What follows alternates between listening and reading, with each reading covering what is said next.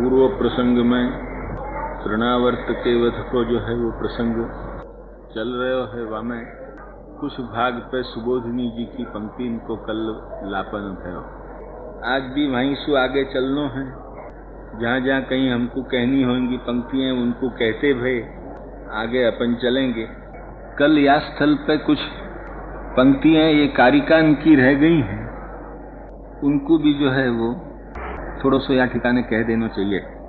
पूतनावधम आरभ्य कंसो जानाति। हाँ, पहले तो एक अष्टादश विद्यास्वपि ये पंक्ति और अधिक कहनी आवश्यक है।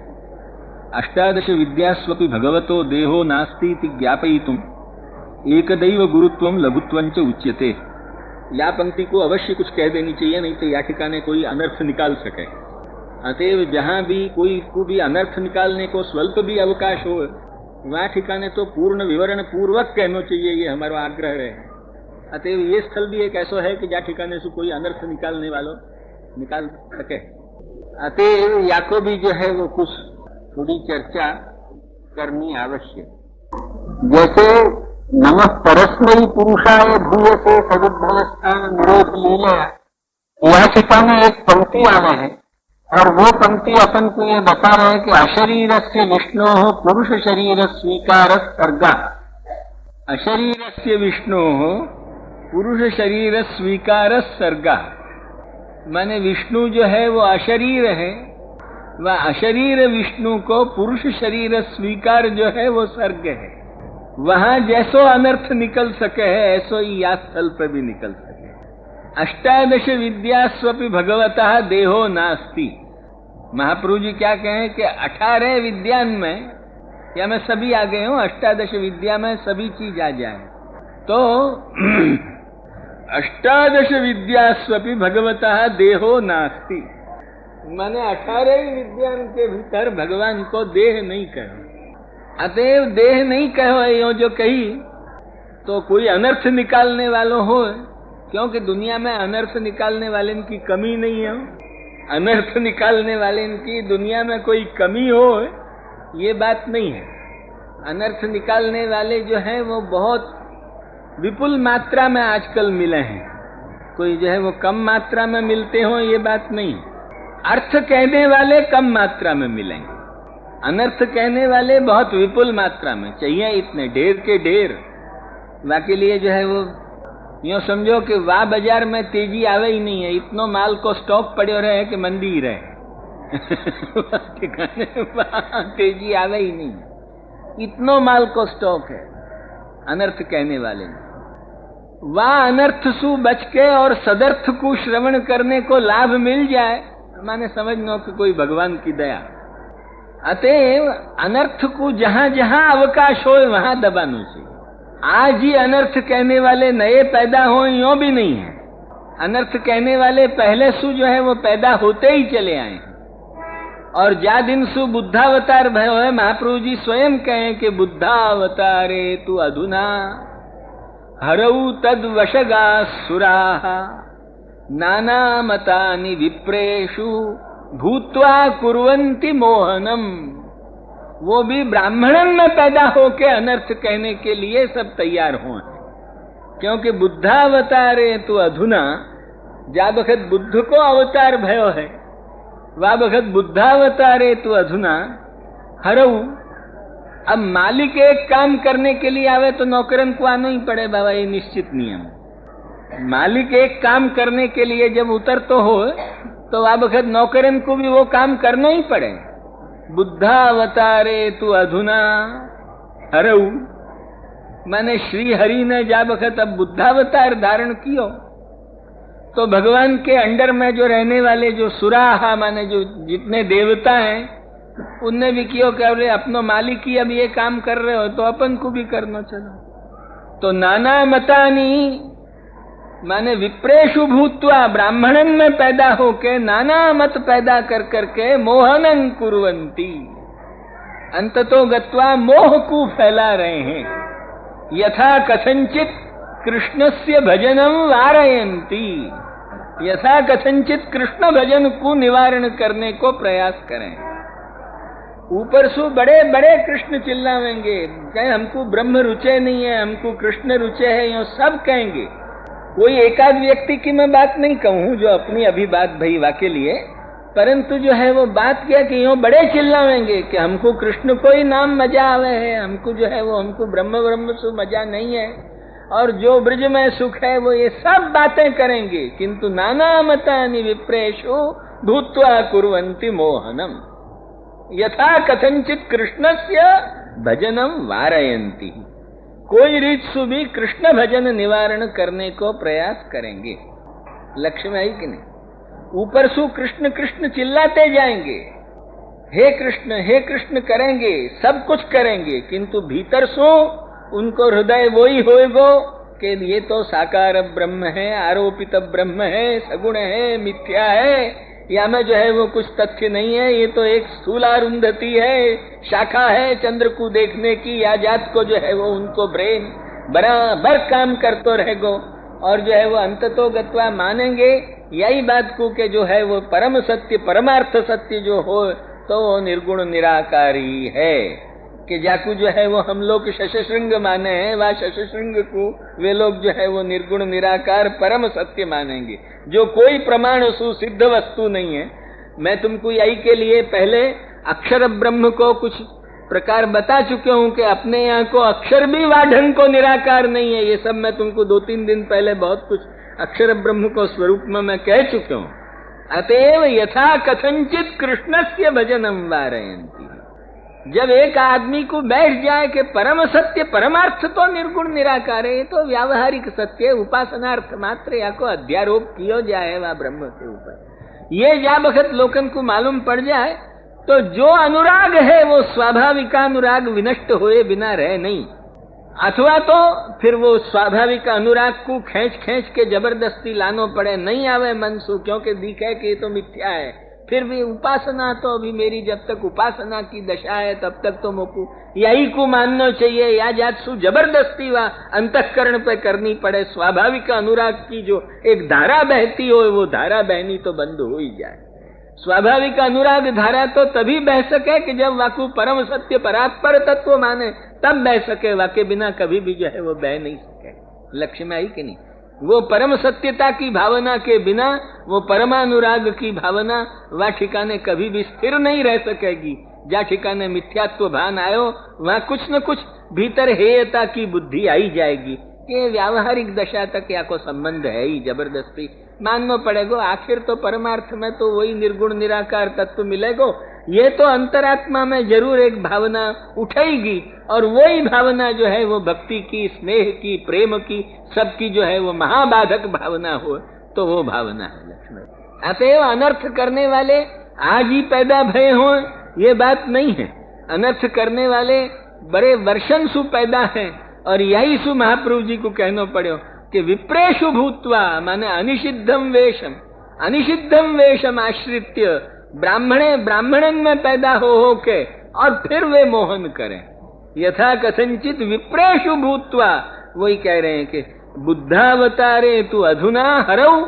अब मालिक ने ये काम किया, निंदसी यज्ञ विधेयः श्रुति जातम, और वो सबको जितने भी हैं आसुरन को व्यामोह करने के लिए जब बुद्ध ने अवतार लियो, तब ये देवताएं भी कमर कस के उतर पड़े उन्हें कि चलो अपन भी जो है वो, चलो अब अपनो मालिक ये काम कर रहे हो तो अपन को भी जो है वो करना पड़ेगा। यासु वे वाह बखत सु चले आ रहे, नहीं तो भला गीता के ऊपर संस्कृत एक तो ऐसी भाषा है भाई, हम तुमको कहें संस्कृत एक ऐसी भाषा है कि वहां में अर्थन को मार मचोड़ के जो है वो करना हो तो कहीं से भी कोई चीज अर्थ निकल सके। अब तुमको कोई को कल्पना भी नहीं आवेगी ऐसी बात हम तुमको एक सुना रहे हैं। हम पहले एक वक्त सुना चुके हैं 5-10 बरस पहले। अब जाने 5 बरस होए तो 10 बरस होए, कब कह चुके हैं, पर कई हमने यही है, और ऐसे ही एक व्यापक प्रवचन के भीतर कही गई बात है। वो चीज क्या हमने कही थी, एक बात हम तुमको पहले सुना चुके हैं, वही को पुनः कह रहे हैं, पर अब तुमको कोई को स्मरण नहीं होगी। कालिदास ने एक रघुवंश ग्रंथ बनाए हुए, प्रायः जाने भी इंटर पढ़ियो होएगो वाकू तो मालूम जरूर होगी, क्योंकि रघुवंश, कुमार संभव, कुछ मेघदूत, ये जो है वो जो सेकंड लैंग्वेज संस्कृत लेके पढ़ते हो वाके साथ स्कूल कॉलेज में भी ये ग्रंथन के कुछ पोर्शन आवे हैं कादम्बरी के, मैट्रिक सुई शुरू हो जाए हैं मैट्रिक और या में जो है वो आ जाएं, फिर बीए में तो जाके फिर और चीजें शुरू हो हैं, परंतु वाके पहले जो है वो ये ग्रंथ आ जाएं, मैट्रिक या तो प्रीवियस में ऐसे आ जाए, ऐसे में वो रघुवंश ग्रंथ खुल्लो जो है वो वा ठिकाने खुले शब्द हैं कि रघूणाम अन्वयम वक्ष्ये तनुवाग विभवोपि सन तद्गुणैः कर्णम आगत्य चापलाय प्रणोदिता। माने रघुणाम अन्वयम वक्ष्ये, साफ वो कह रहे हो कि रघुवंश के चरित्र को मैं कहने बैठो हूँ। रघुणाम अन्वयम माने रघुवंशीय जो राजा हैं उन राजान के चरित्र को मैं कहने बैठो हूँ। भाई आगे कथा भी कौन की आवे तो दिलीप राजा की कथा आवे, दिलीप कैसे गाय को रक्षा करने गयो, यहाँ से जो है वो कथा शुरू हो। फिर रघु को जन्म कैसे भयो, फिर रघु जो है वो रघु के बाद रघु के यहाँ जो है वो अज को जन्म कैसे भयो, और अज के बाद जो है वो दशरथ को जन्म कैसे भयो। यो जो है वो खट्वांगा दीर्घ बाहुस्यात रघुस्तस्मात् पृथुश्रवा अजस्ततो महाराज तस्मात् दशरथो भवत्। यो भागवत में जो परंपरा कही है लगभग वासु कुछ थोड़ो अंतर आतो हो तो भले, नहीं तो लगभग वासु मिलती जुलती परंपरा सु रघुवंश के चरित्र को कहने वालों। कालिदास को संस्कृत भाषा के भीतर एक सुप्रसिद्ध काव्य है जो हमारे यहाँ को संस्कृत प्रथमा परीक्षा देने वाले विद्यार्थी को भी खबर है कि रघुवंश एक काव्य। काशी के भीतर एक दुख भंजन चक्रवर्ती नाम सु, एक कवि चक्रवर्ती नाम सु बड़े भारी विद्वान पुरुष एक हो गए। उनके जो है वो पुत्र हते हमारे युवावस्था के समय में, अब तो वे भी नहीं रहे हैं, पर हमारी युवावस्था के समय तक उनको बराबर स्थिति थी महामहोपाध्याय देवी प्रसाद कवि चक्रवर्ती। तो ये जो उनके पिता हते दुख भंजन कवि चक्रवर्ती, बड़े जबरदस्त उपासना हती उनको। एक दिन 2 बाटली लेके जो है वो उपासना कर रहे थे। शिव कुमार शास्त्री, तात्या शास्त्री, गंगाधर शास्त्री और जो है वो सब जने उनके घर पे पहुंच गए। उनमें शक्ति भी इतनी हती कि उन दोनों बाटली को गुलाब जल बना के उनने सबके ऊपर छिड़क दी। ध्यान में आई कि नहीं? इतनी शक्ति भी हती, ध्यान में आई। मैंने वो गुलाब जल बना के छिड़क दी। उन्हें आई, क्यों जी वही वक्त जाके कमाल ठोके जा वक्त, तो कौन तो के फलाने, तो क्या आइए आइए करके वो उपासना तो छोड़ दी और उनने वहां को गुलाब जल बना लियो और वे आए उन सबन के ऊपर गुलाब जल बना के छिड़क दी। हती जो चीज तुम बाटली को मतलब समझ जाओ, ध्यान में आई कि नहीं? पर उनने ऐसे शक्तिमान भी हते, कुछ शक्ति भी हती उनमें। एक दिन वहां ब्राह्मण को बैठे बैठे अनर्थ लिखने की इच्छा भई, ध्यान में आई कि नहीं? विद्वान तो हतो ब्राह्मण, अनर्थ लिखने की इच्छा भई, पकड़ो रघुवंश को। वह रघुवंश की आखी टीका यो लिखी कि एक घोरतर एक डाकू हतो बाकी जीवनी है। ये रघुवंश की टीका भई हो, एक जबरदस्त घोर एक कोई डाकू हतो बाकी जीवनी है। रघुवंश वघुवंश कुछ नहीं। आखे सब श्लोकन में सु उनने यही ढंग से अर्थ निकाल के बतायो कि एक भयंकर कोई जो है वो डाकू हतो, वह डाकू ने कैसे लूट मचाई या की सब जीवनी है। और उनने अक्षर अक्षर काशी के अच्छे अच्छे वैयाकरण को भी वह बखत यो मानना पड़े कि हाँ ऐसा भी, इसको जो यदि यो करो तो यो तोड़ो मरोड़ो तो हो सकता है, ऐसा भी है। मतलब जो है वो संस्कृत भाषा एक ऐसी है कि जो है वो वाको अर्थ जैसे चाहो ऐसे बने, परंतु कम से कम वाको नाम तो देखना चाहिए कि भाई रघुवंश नाम है बाबा, यहाँ डाकू वंश नाम नहीं है, रघुवंश नाम है। ध्यान में आई ने? लुंठाक वंश नहीं है, लुंठाक माने डाकू को कहें, समझे कि नहीं? जैसे लुंठाक वंश नहीं है, यहाँ जो है वो रघुवंश नाम है। इतना तो विचारना चाहिए, पर इतना भी विचार करे बिना केवल वा टीका को लेके कोई रघुवंश बांचे तो वाकू कभी मालूम नहीं पड़े कि ये रघु को चरित्र है, कि या में जो है वो अज को चरित्र है, कि या में दशरथ को चरित्र है, कि या में राम को चरित्र है। रघुवंश में तो सब है। दशम सर्ग सु जो है वो संपूर्ण राम को चरित्र है। अतएव पंचदश में तो जो है वो श्री सीता वनवासादि को वर्णन है। तो जहां साक्षात रामचरित्र है, जहां दशरथ अजादि चरित्र है, रघुवंशी उन परम पुण्य श्लोक राजान को, वामेसु वाक दुख भंजन कवि चक्रवर्ती ने एक दिन अनर्थ लिखने की जा दिन इच्छा भई, वा दिन उन्हीं श्लोकन को अर्थ करके यूं बतायो वाने कि जो है वो एक घोर डाकू की आखी जीवनी है, लाइफ है, या कुछ जो पढ़नो हो तो आखी वो लाइफ या के भीतर सु मिले। कहने को मतलब ये कि या ढंग सु संस्कृत में अनर्थ करने के लिए तोड़ मरोड़ के अवकाश भी बहुत मिल जाए जगत में, नहीं मिलते हो ये बात नहीं है, बहुत ठिकाने ऐसे अवकाश, ऐसो जो अवकाश नहीं मिलतो तो तुम विचार करो कि भगवत गीता जो खुले रूप सु जो है वो श्री कृष्ण परतत्व प्रतिपादन करने वाला ग्रंथ है, जाकू कोई भी यो नहीं कह सके कि ये श्री कृष्ण को परतत्व नहीं कहते हो, वही ग्रंथ के ऊपर अद्वैती ने 10-10 व्याख्याएं लिखी हैं और मन में आवे ऐसे अनर्थ किए हैं मायावादी ने, कोई कम अनर्थ किए हों ये बात नहीं है। खैर मायावादी को तो कछु भी कहने को वो निराकार के कारण अवकाश मिले, पर एब्सोल्यूट साकार में दो तत्व लेके जो विष्णु तत्व कृष्ण तत्व प्रतिपादक ग्रंथ है वाकू शिव तत्व प्रतिपादक ग्रंथ करने को जो है वो प्रयास अभिनव गुप्त ने जो है वो किया। अभिनव गुप्त आज से 700 वर्ष पहले या 800 वर्ष पहले, या तो यासु भी कुछ ऊपर समय होएगो, 800-900 वर्ष या 1000 वर्ष पहले, आज से कम से कम 1000 वर्ष पहले अभिनव गुप्त जो है वो कश्मीर को एक जबरदस्त शैव विद्वान है, जबरदस्त शैव। तदाहु अभिनव गुप्त पादास्तु, सब शैव ग्रंथन में वाको नाम खुल्लो मिले है।